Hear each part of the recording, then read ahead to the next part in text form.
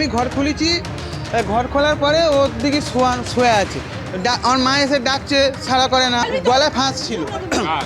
ওই ভাইয়ের ছেলে অন্যদা আছে, ওই ভাইয়ের বউ।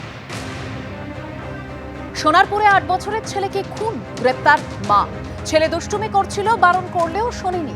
রাগের বশে ছেলেকে খুন, অপরাধ কবুল মায়ের।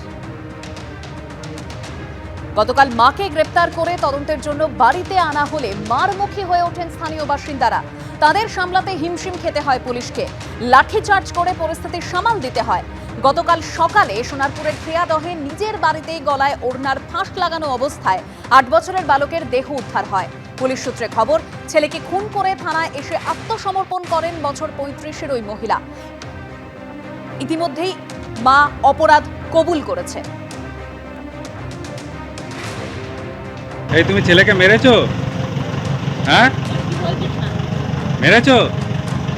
কেন মেরেছো? কি করছিল? বদমাইশি করছিল? আর ছোট ছেলেটাকে বলো,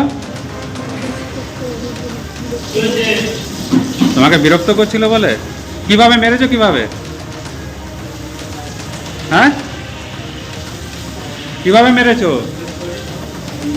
কিভাবে ওপারে নুরুল এপারে নারায়ণ? জাল নথি চক্রের রহস্যভেদের নুরুলকে হেফাজতে নিল বারাসাত থানার পুলিশ।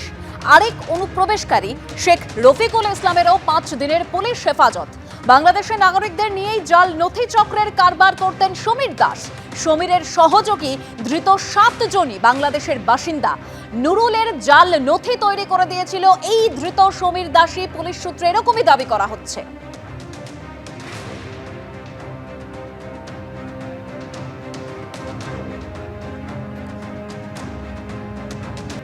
এবার পুরুলিয়ায় বাঘের হানা। বান্দোয়ান থেকে মানবাজার জঙ্গলে ঘুরছে রয়্যাল বেঙ্গল। গতকাল বান্দোয়ানে ট্র্যাপ ক্যামেরায় ধরা পড়ে বাঘের ছবি। একদম ট্র্যাপ ক্যামেরায় বাঘের ছবি ধরা পড়েছে, সেই ছবি আপনাদের সামনে রেখেছি। বান্দোয়ানের রাইকা পাহাড় সংলগ্ন একাধিক জায়গায় 30টিরও বেশি ট্র্যাপ ক্যামেরা লাগিয়েছিল বন দপ্তর, আর সেই ক্যামেরাতেই ধরা পড়েছে বাঘের ছবি।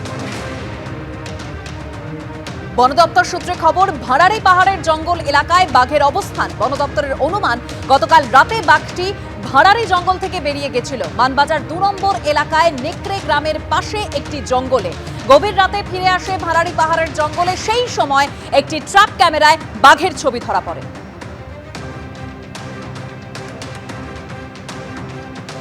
প্রসূতি মৃত্যুকাণ্ডে সাসপেনশনের প্রতিবাদ। মেদিনীপুর মেডিকেলে অবস্থান বিক্ষোভে জুনিয়র চিকিৎসকরা। মেদিনীপুর মেডিকেলে জুনিয়র ডাক্তারদের অবস্থান, অধ্যক্ষের অফিসের সামনে গতকাল রাত থেকে অবস্থান। প্রসূতি মৃত্যুকাণ্ডে সাসপেন্ড করা হয়েছে 7 জনকে, জুনিয়র ডাক্তার সহ 13 জন চিকিৎসক ইতিমধ্যেই সাসপেন্ড। আর এই সাসপেনশনের প্রতিবাদে মেদিনীপুর মেডিকেলের অধ্যক্ষকে চিঠি জুনিয়র ডাক্তারদের, আর সেই চিঠি স্বাস্থ্য শিক্ষা অধিকর্তার কাছে পাঠালেন মেদিনীপুর মেডিকেলের অধ্যক্ষ। চিঠিতে কি উল্লেখ রয়েছে, বিস্তারিত তথ্য জানবো। আমাদের প্রতিনিধি সন্দীপ সরকার রয়েছেন আমাদের সঙ্গে টেলিফোন লাইনে।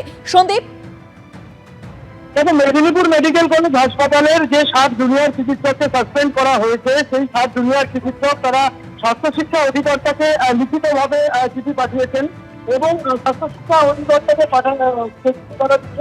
সেই চিঠিটি প্রথমে তারা লিখেছিলেন মেদিনীপুর মেডিকেল কলেজের অধ্যক্ষকে।